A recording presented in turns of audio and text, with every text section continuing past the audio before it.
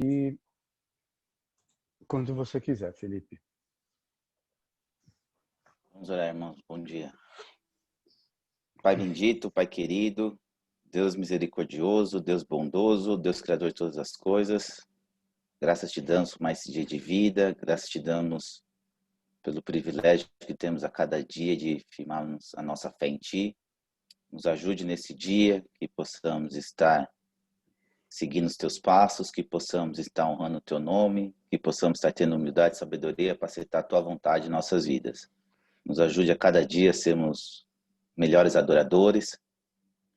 Graças te damos, Senhor Deus, porque o Senhor é fiel e nunca deixa nada faltar em nossas vidas. Abençoe a tua igreja onde estiver reunida, a tua igreja onde estiver, Senhor Deus, nos seus trabalhos, escolas, relações familiares, relações na sociedade, que em tudo possamos estar sendo exemplos. Abençoe aquelas pessoas que estão enfermas, aquelas pessoas que estão passando por tratamentos, aquelas que perderam um ente querido, aquelas que sofrem por depressão, aquelas que estão encarceradas, que estão precisando de trabalho, que o Senhor possa estar fazendo a tua vontade e confortando cada uma dessas pessoas. Graças te damos por tudo, nos abençoe nesse período de louvor e que o Senhor possa estar sempre aceitando nossos louvores, nossa adoração, se for da tua vontade.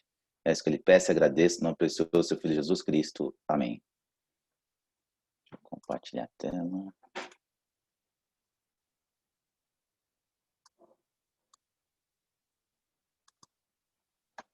Fique quieto e saiba que eu sou Deus. Fique quieto e saiba que eu sou Deus. Fique quieto e saiba que eu sou Deus. Eu sou o caminho, a verdade e a luz. Eu sou o caminho, a verdade e a luz.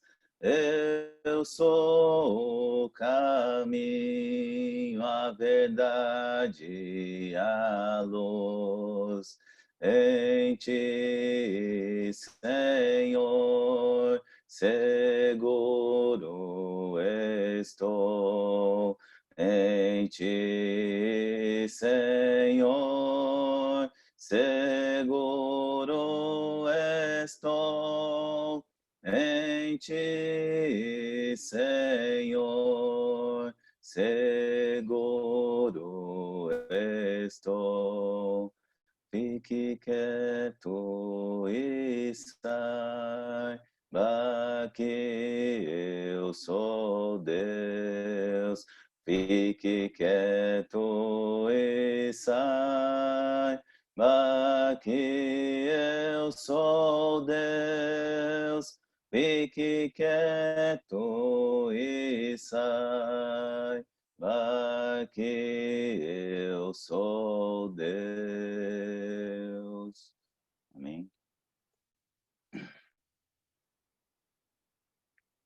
Saudai o nome de Jesus, arcanjos os prostrai. O Filho do glorioso Deus, com glória coroai. O Filho do glorioso Deus, com glória coroai. Ó escolhida geração do bom e eterno Pai, o grande autor da salvação, com glória coroai. O grande autor da salvação, com glória coroai. Ó perdoados por Jesus, alegres adorai.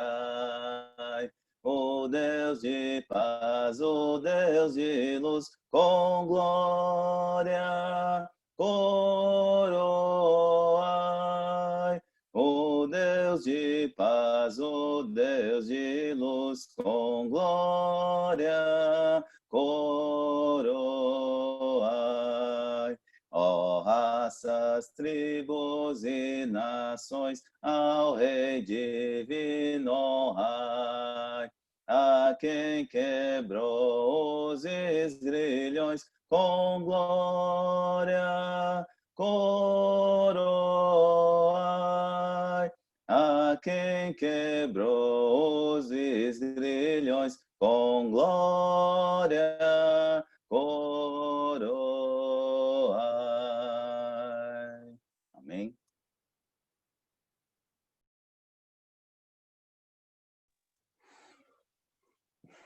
Bom dia para quem eu ainda não cumprimentei. Vamos dar início a mais um capítulo aí, né, mais uma aula da nossa série aí, Vida, Morte e Eternidade. E vamos ver, né, se Deus permitir, nós terminamos hoje essa série de estudos. Mas primeiro, vamos fazer uma oração antes de começar? Querido Deus, eterno Pai, Senhor maravilhoso, Pai querido, no nome de Jesus Cristo, Senhor, nós estamos reunidos aqui nessa manhã, mais uma vez, Pai, na condição de igreja, Senhor, na condição do corpo de Cristo, Senhor, para louvar ao Senhor, Pai, para te bendizer, para te adorar, meu Pai. Mas também estamos aqui, Senhor, para nos edificarmos mais, para fortalecermos a nossa fé, a nossa comunhão e também, Senhor, desfrutarmos um pouco mais da sua palavra, Senhor. Que o Senhor possa nos guiar nessa manhã, para que possamos reter tudo aquilo, Pai, que vem da sua palavra, meu Deus. Que o Senhor possa abrir as nossas mentes e os nossos corações, meu Deus, para que possamos aprender cada vez mais, Pai. Mais uma vez, Pai, te agradecemos por o Senhor conceder tal dom aos homens, Pai, de saber, de entender e poder estudar a sua palavra e a sua vontade, Senhor. No nome de Jesus que nós pedimos e agradecemos. Amém. Bom, gente, nós vimos até aqui na última aula, né?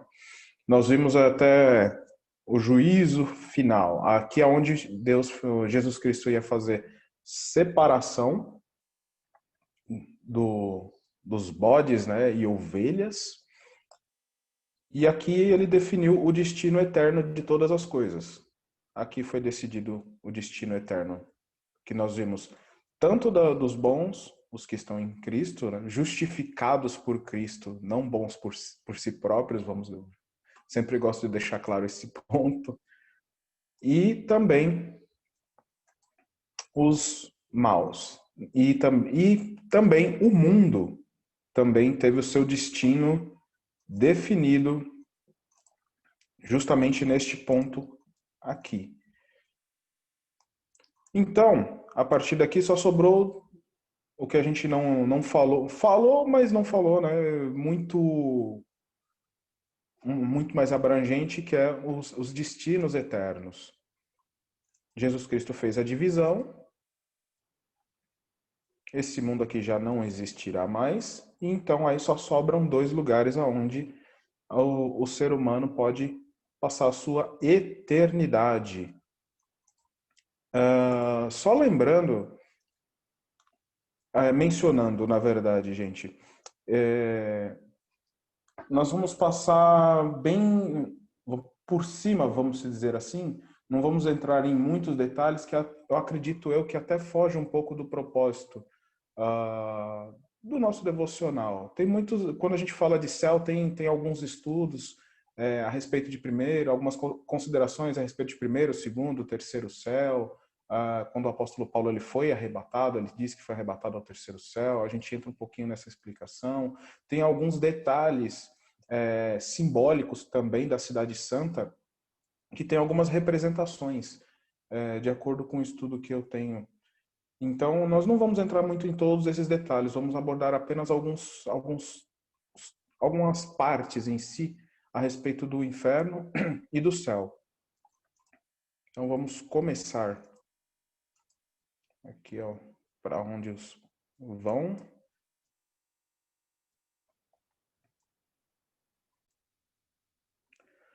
Bom, inferno, o que acontece? Nos dias de hoje, as pessoas, o que as pessoas falam que é o inferno?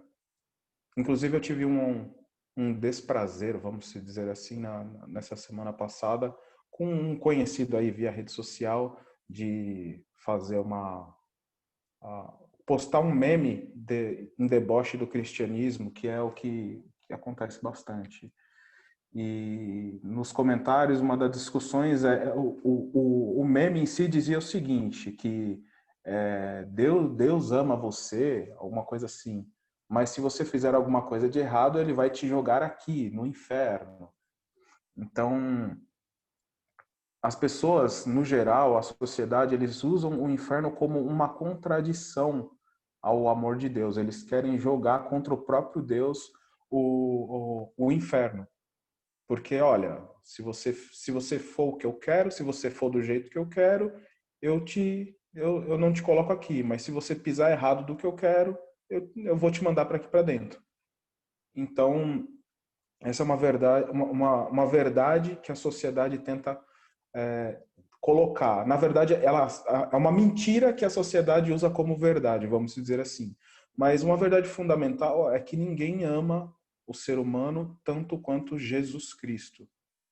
Jesus Cristo foi quem mais nos amou, mas também ele foi quem mais alertou a respeito do inferno e do juízo. Foi ele quem mais falou em toda a palavra de Deus a respeito disso. E acredito eu considero assim, justamente em caráter de amor, em caráter de alerta, para que o ser humano não vá para esse lugar.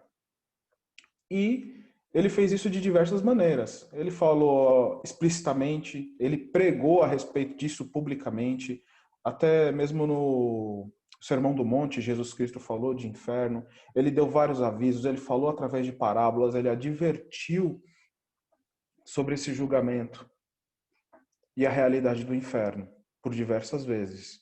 Então eu acredito que isso foi um caráter de amor que Jesus fez isso.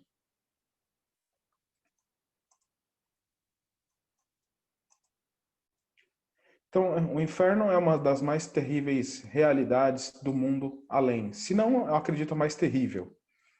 E as pessoas tentam rejeitar a existência do inferno, dizendo que é uma invenção do homem. Por isso, como eu disse, né, fazem chacota, querendo colocar contra Deus. E se não existisse o inferno, a cruz não seria necessária. Uma das coisas que eu sempre gosto de comentar com alguns conhecidos meus, eu sempre faço essa pergunta: qual foi a maior conquista do diabo no século XXI? Aí algumas pessoas, meus irmãos, ficam olhando para mim assim, pensando: caramba, a conquista do diabo no século XXI. Daí eu viro e falo: a conquista dele foi fazer com que as pessoas acreditem que ele não existe, que não existe inferno, que não existe pecado, que não existe nada disso. No nosso mundo hoje em dia, realmente as pessoas não acreditam mais nessas coisas. Não acreditam mais nessa realidade espiritual.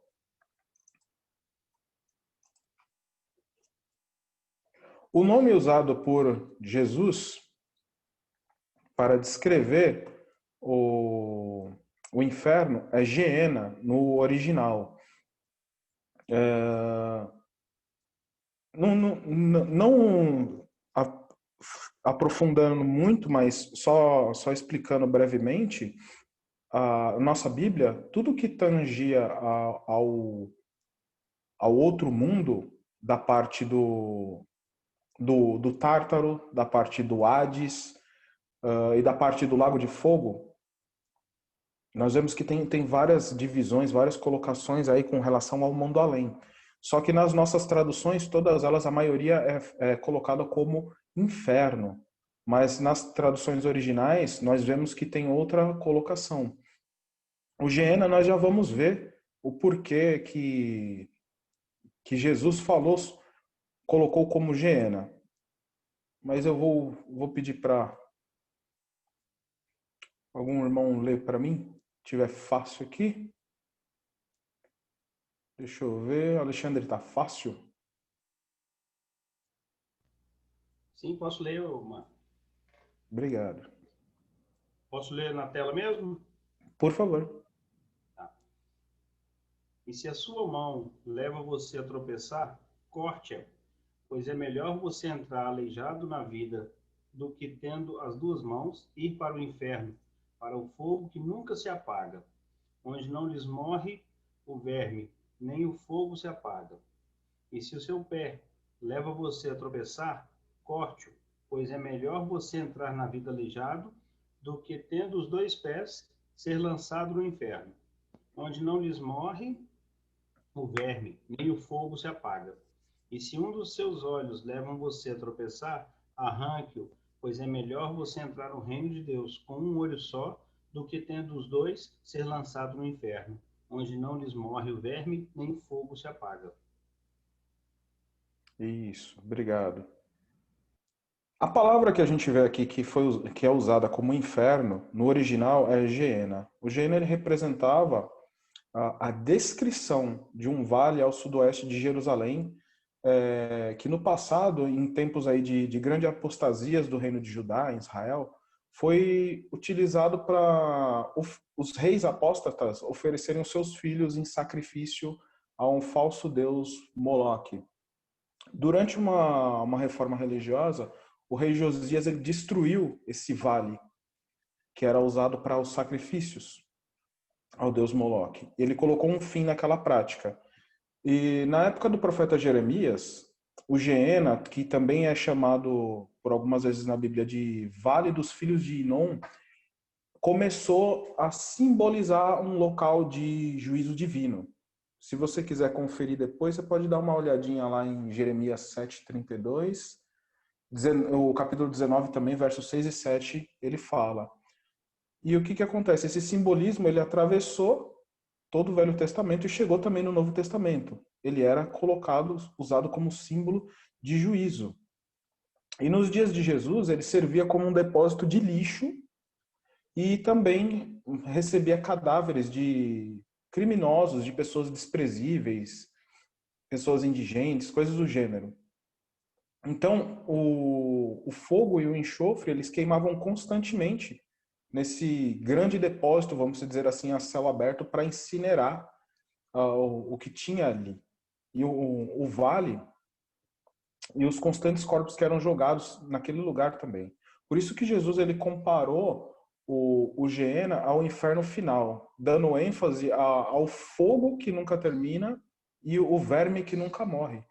E a gente vê que por 3 vezes nesse capítulo ele usa essa colocação do fogo que não se apaga e o verme que nunca morre. Então é mais ou menos assim, como se ele tivesse mostrando para eles que é um equivalente visível, vamos dizer assim, do que seria o inferno, para poder exercitar ali a mente deles, para eles poderem ter uma noção do que seria o inferno. Então o inferno seria como se eles fossem jogados ali vivos no meio daquele vale, no meio de corpos, no meio de vermes, no meio de fogo e ficassem sofrendo ali sem parar.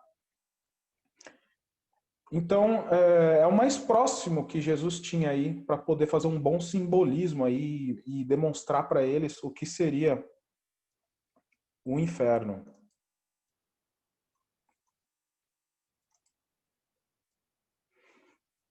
O inferno também é um local de trevas, ausência de luz. 3 passagens que falam a mesma coisa. Otávio, você pode ler para nós, por favor? Claro que sim. Mateus 8:12. Mas os filhos do reino serão lançados para fora nas trevas. Ali haverá choro e ranger de dentes. Mateus 22:13. Então o rei ordenou aos serventes: amarrem os pés e as mãos dele e o atirem para fora nas trevas. Ali haverá choro e ranger de dentes.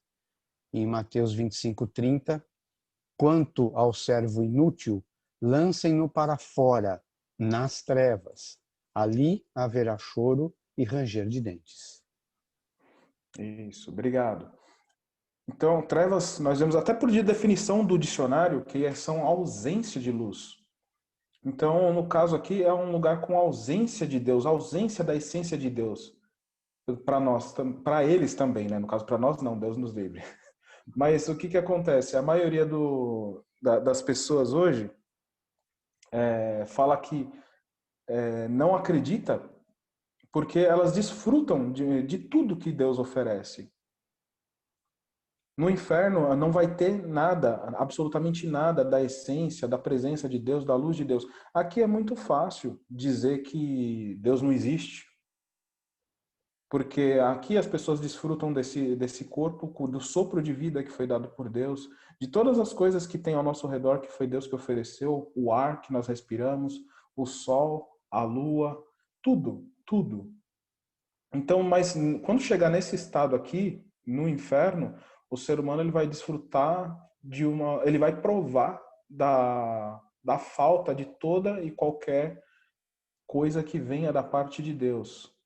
Seja uma luz, seja um tato, seja qualquer coisa. Então ali é onde que realmente o ser humano vai sentir a ausência de Deus. Então, basicamente, como eu disse, nós vamos abordar de uma maneira bem rápida, mas você tenta imaginar, de acordo com tudo que nós estudamos, que nós passamos desde o começo da primeira aula até aqui, você tenta imaginar o final da jornada do ser humano, ele já estando vamos colocar assim, no Tártaro. Vamos colocar que os primeiros seres humanos que morreram lá, desde o começo da humanidade, eles estão lá no Tártaro, sofrendo. No final, essas pessoas vão ser ressuscitadas, vão ser lançadas em vida em um lugar como este aqui. Que o Senhor Jesus Cristo usou a semelhança aí do Geena para poder descrever, lógico, simbolicamente. Nós sabemos que na Bíblia tudo é usado para tentar ilustrar, para tentar descrever para nós como que será na realidade. Mas a realidade pode ser muito além do que isso. Quando o próprio apóstolo Paulo viu as coisas do mundo além, ele falou o quê? Coisas inefáveis. Ou seja, que não dá para falar, não dá para expressar. E lógico, as coisas boas, mas também pelas coisas ruins, eu acredito que deve ser muito além daquilo que a gente pode conseguir imaginar e conceber. Então vamos passar.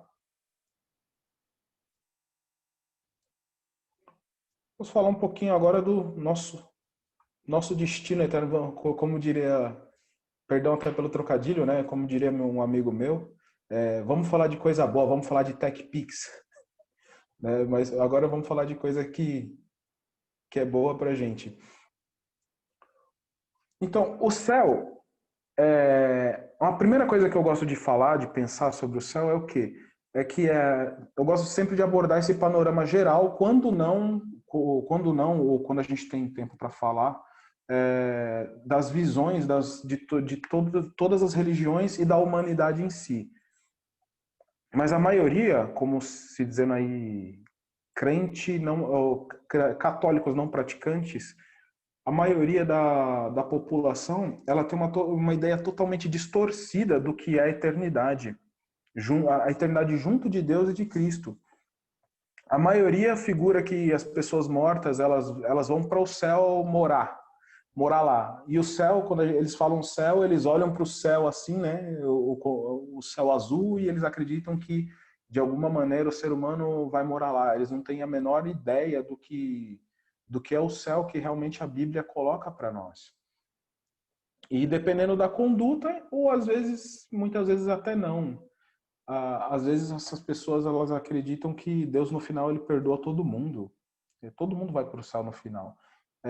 Por isso que a gente vê sempre em velório, funeral, coisa do gênero, as pessoas, não, fulano agora tá em paz, descansou, foi para o céu. Todo mundo tem essa visão e fala isso. Até mesmo numa maneira de se autoconfortar a própria consciência. mas sem ter noção do que realmente a Bíblia fala do destino eterno. Mesmo se essa pessoa fosse para o céu de verdade, se fosse um cristão, alguém que estivesse em Cristo, as pessoas não têm ideia de qual que é a esperança, de qual que é o lugar que essa pessoa espera ir morar no futuro. Lembrando também, gente, que o céu que a gente fala como eterno, né? Novamente, ele ainda não foi estreado, ele vai ser estreado ainda. Então, mas a Bíblia ela dá vários aspectos da eternidade para nós.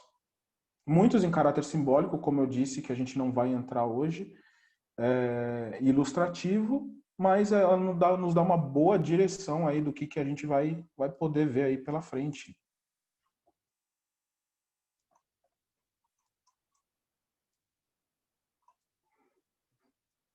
Eu vou usar o texto de Apocalipse 21,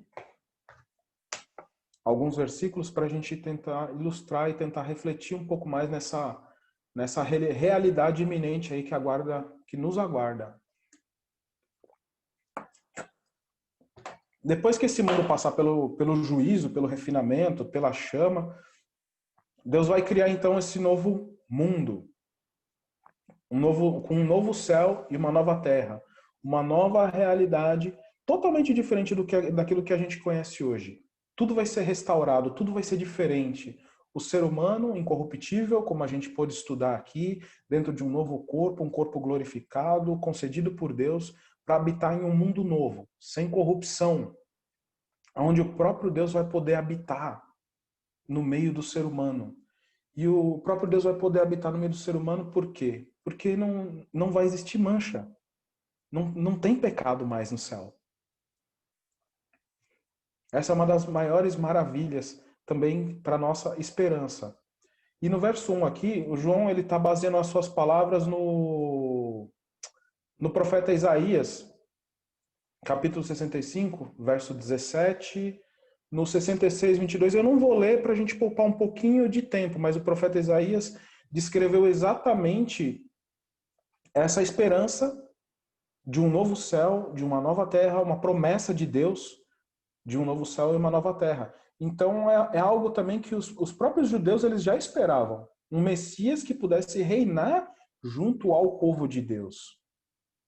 Só que a gente sabe que veio o Messias e eles não aceitaram. Mas a gente vê que essa promessa, mesmo feita lá no Antigo Testamento, Deus está cumprindo essa promessa em Jesus Cristo. Ele não está deixando de cumprir aquilo que ele falou já no Antigo Testamento. Mas, como falei agora, cumprindo em Jesus, indo fora e além da esperança dos judeus. Em 2 Pedro 3, como nós vimos lá do versículo 7, capítulo 3, versículo 7 até o 13, nós tínhamos visto sobre que no juízo Jesus Cristo ia também destruir esse mundo. Ele ia passar pelo fogo, pela chama.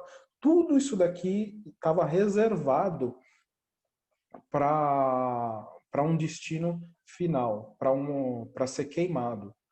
E lá nós vemos também no versículo 13 que a esperança do cristão é realmente um novo céu e uma nova terra.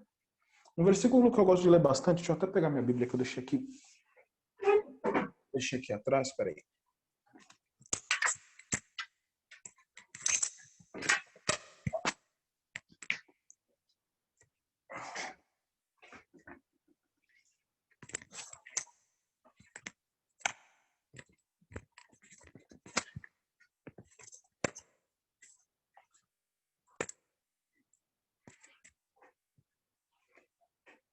Eu queria ler todas essas passagens, mas realmente a gente não vai ter tempo. Mas uma passagem que eu gosto de ler, algumas que estão bem próximas uma da outra, é em Hebreus.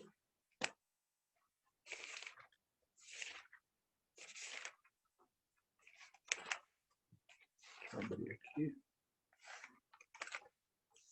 É que eu estou tentando me equilibrar aqui para não bater no fone de ouvido e voar tudo. Hebreus capítulo 11. o verso Hebreus 11, 10.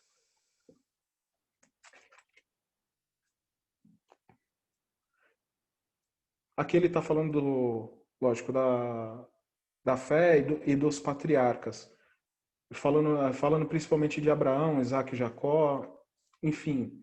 Mas ele falava o quê? Que aqui, ó, no verso 10 ele falava, porque aguardava a cidade que tem fundamentos, da qual Deus é o arquiteto e edificador. Pela fé também a própria Sara recebeu o poder de ser mãe, não obstante o avançado na sua idade, pois teve por fiel aquele que lhe havia feito a promessa. Por isso também de aliás, amortecido, saiu uma posteridade tão numerosa como as estrelas do céu, inumerável como a areia. Era o verso 13. Todos estes morreram na fé sem ter obtido as promessas, vendo-as, porém, e saudando-as e confessando que eram estrangeiros e peregrinos sobre a terra. Porque os que falam deste modo manifestam estar procurando uma pátria. E se de verdade se lembrassem daquela de onde saíram, teriam oportunidade de voltar. Ou seja, o que nós vemos é que a esperança até mesmo dos antigos é justamente esse momento que a gente está lendo aqui agora. A esperança dos antigos é chegar nesse momento e estar com Deus, alcançar uma pátria, um lugar juntamente a Deus.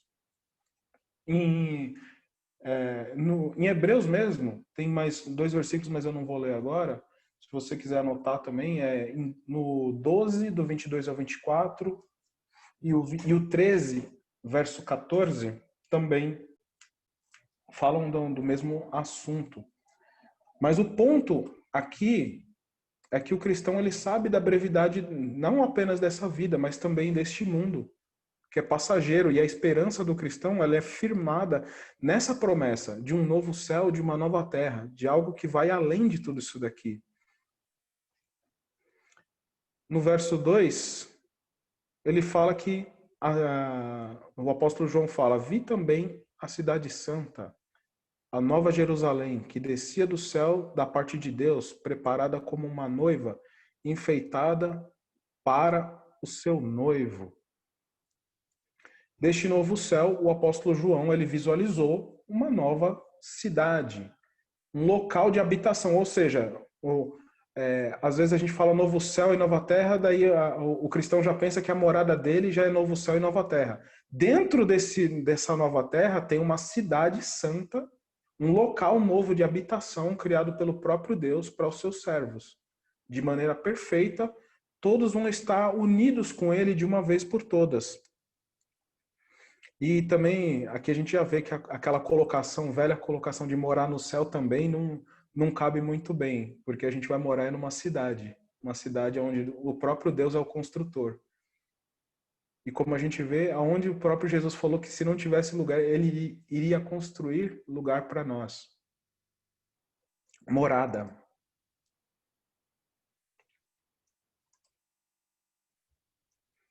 E um dos aspectos dessa eternidade é uma comunhão eterna com Deus. Em Apocalipse 21, verso 3, diz, então ouvi uma voz forte que vinha do trono e dizia, eis o tabernáculo de Deus com os seres humanos. Deus habitará com eles. Eles serão povos de Deus e Deus mesmo estará com eles e será o Deus deles.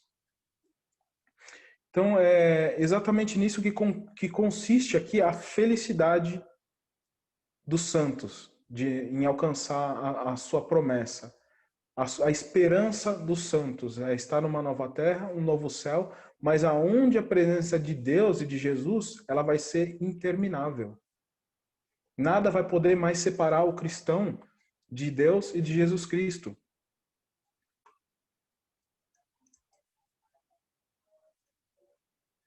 Verso 4. Lhes enxugará os olhos toda lágrima, e já não existirá mais morte. Já não haverá luto, nem pranto, nem dor, porque as primeiras coisas passaram.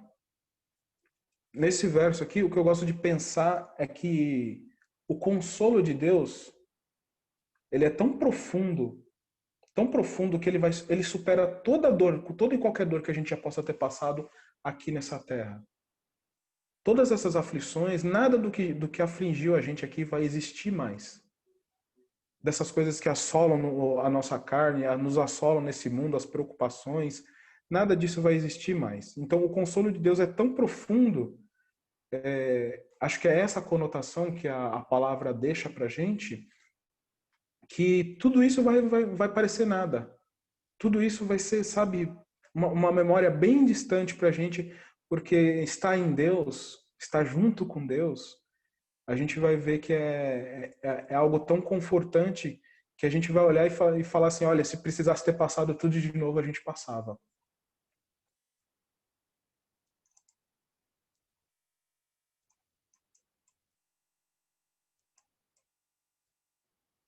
O verso 6. Disse-me ainda, tudo está feito, eu sou o alfa e o ômega, o princípio e o fim. Eu, a quem tem sede, darei de graça da fonte da vida. Então aqui é quando tudo isso já está completo, quando tudo já foi estabelecido através de Jesus, a cidade santa, quando os santos vão morar lá e Deus está no meio deles, então aí Deus fala que tudo estaria feito.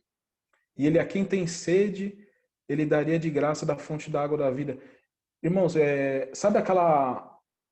quando eu falo desse versículo, tentar fazer uma comparação aqui, isso é muito pessoal de cada um, mas todos nós temos aquele, sabe aquele desejo, em alguns momentos específicos, particulares de cada um, a gente tem aquele desejo de estar junto de Deus, como o próprio apóstolo Paulo falava, que ele tinha o desejo de partir e estar com Cristo, que é infinitamente melhor. Eu acredito que assim, todos nós em alguns momentos temos esse sentimento, essa vontade de estar com Deus. Então isso daqui vai ser preenchido para todo sempre.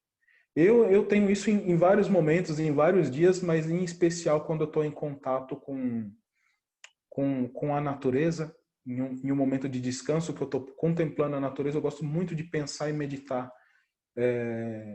no cristianismo em si, e eu sinto um grande desejo, sabe, quando eu olho para o horizonte, assim, de estar com Deus.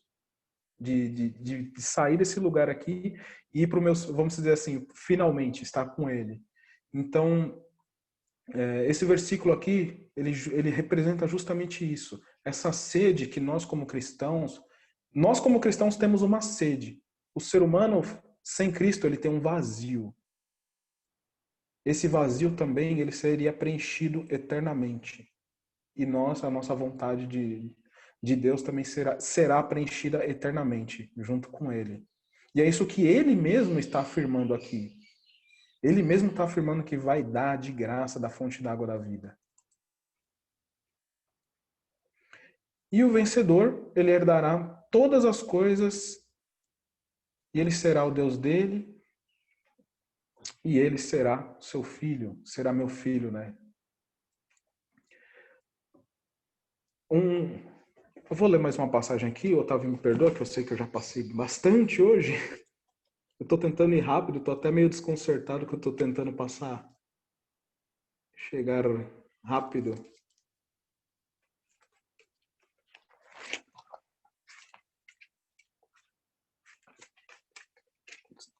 Em Romanos 8, 22 e 23, fala o seguinte: porque sabemos que toda a criação a um só tempo geme e suporta angústias até agora. E não somente ela, mas também nós que temos as primícias do Espírito.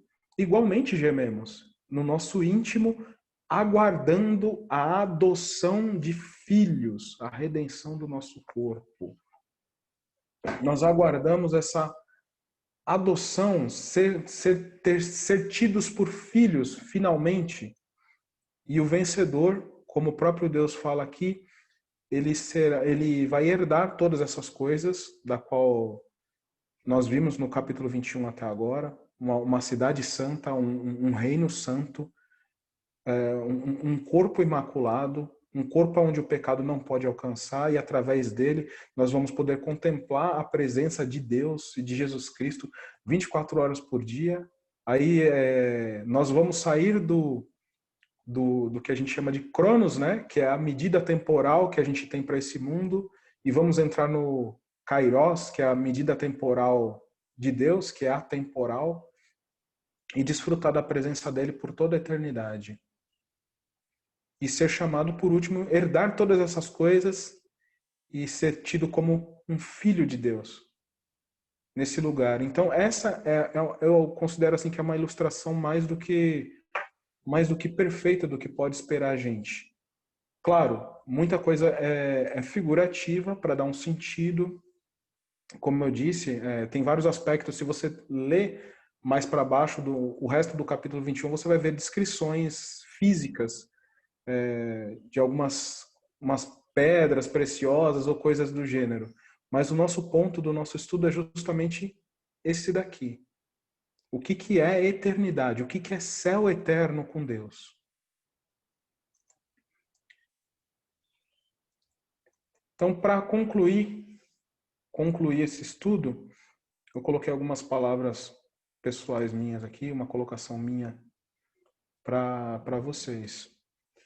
Deus planejou e idealizou a sua vida desde antes da fundação deste mundo. Ele desenhou toda a sua trajetória desde antes de você nascer até o dia em que ele poderá te chamar de filho pessoalmente, em seu reino, em uma nova cidade. Sua vida para Deus é algo de valor. É algo que vale a pena ser vivida e dedicada ao Senhor Jesus. Não viva de qualquer maneira e sem direcionamento. A nossa batalha, ela é árdua aqui nessa terra. Mas como nós vimos por diversas vezes nesse estudo, nosso interior, nossa alma geme pelo dia de estar com Ele. Mas quando conseguimos ver todas essas etapas, que mesmo em meio ao pecado, Deus planejou o nosso resgate ao longo de toda a história, vale a pena aguentar um pouco mais. Então aqui a gente encerra esse estudo, irmãos. Que Deus abençoe. Eu espero que tenha sido edificante para todos a gente poder ter desfrutado da palavra de Deus dessa maneira aí, falando sobre esse assunto. Amém. Marquem, se você me permite, você falou sobre 2 Pedro 3 e leu até um versículo. Só para fechar as suas palavras finais, eu achei que tinha a ver com isso. A partir do versículo 13, 2 Pedro 3, que ele diz: mas nós, segundo a sua promessa, aguardamos novos céus e nova terra em que habita a justiça. E aí ele diz: por isso, amados, aguardando essas coisas, procurai que deles sejais achados imaculados e irrepreensíveis em paz. E tende por salvação a longanimidade do nosso Senhor, como também o nosso amado irmão Paulo vos escreveu, segundo a sabedoria que lhe foi dada. Falando disto, como em todas as suas epístolas, entre as quais há pontos difíceis de entender, que os indoutos e inconstantes torcem igualmente as Escrituras para a sua própria perdição. Vós, portanto, amados, sabendo isso de antemão, guardai-vos de que, pelo engano dos homens abomináveis, sejais juntamente arrebatados e descaiais da vossa firmeza. Antes, crescei na graça e conhecimento de nosso Senhor e Salvador Jesus Cristo, e a Ele seja dada a glória, assim como no dia da eternidade. Amém. Eu acho que eram versículos perfeitos para fechar o seu estudo da forma como você fechou. Me perdoe, Alexandre, passei na sua frente. Quando quiser, Felipe. Deixa eu fazer então um hino antes do Alexandre encerrar a oração. Compartilhar aqui.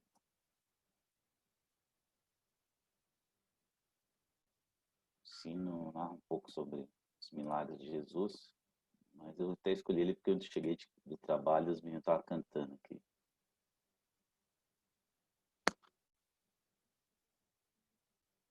Na Bíblia está escrito no Novo Testamento, em Caná da Galileia, Jesus foi ao casamento, transformou a água em vinho, dando ao povo para beber. mostrando sua glória, sua graça e seu poder, porque Cristo tem poder, Cristo tem poder, Cristo tem poder, aleluia, tem poder. Cristo tem poder, Cristo tem poder, Jesus Cristo é poderoso, Jesus Cristo tem poder. Jesus curou um cego entrando em Jericó, salvou Samaritana lá no poço de Jacó, e em Cafarnaum milagres também fez, curou lá no caminho 10 leprosos de uma vez, porque Cristo tem poder, Cristo tem poder, Cristo tem poder, aleluia, tem poder. Cristo tem poder, Cristo tem poder, Jesus Cristo é poderoso, Jesus Cristo tem poder. Na cidade de Naim estava uma mulher chorando, seu filho ia ao túmulo e o povo carregando. Jesus parou o enterro e o povo reprovou.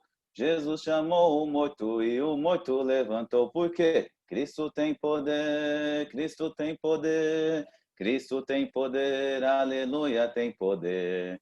Cristo tem poder, Cristo tem poder, Jesus Cristo é poderoso, Jesus Cristo tem poder.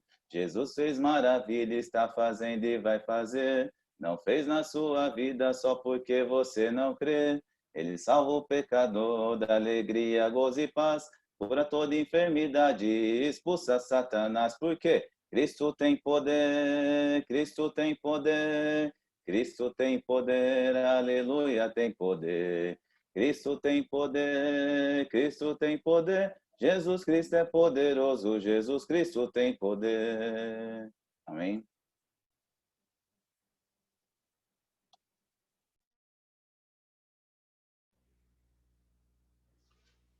Vamos orar ao Senhor.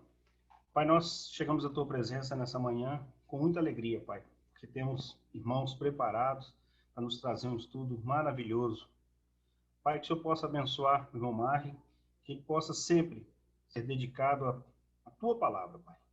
Que o Senhor o instrua, como nos instrua também, Pai, a seguir o Senhor, a fazer a Tua vontade.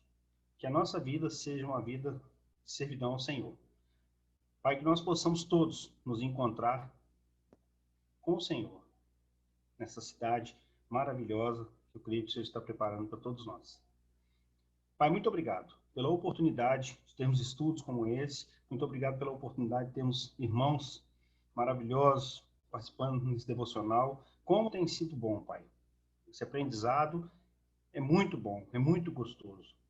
Nós somos muito gratos ao Senhor por tudo que o Senhor tem feito em nossas vidas. Em nome de Jesus, nós oramos e agradecemos agora e sempre. Amém, Senhor.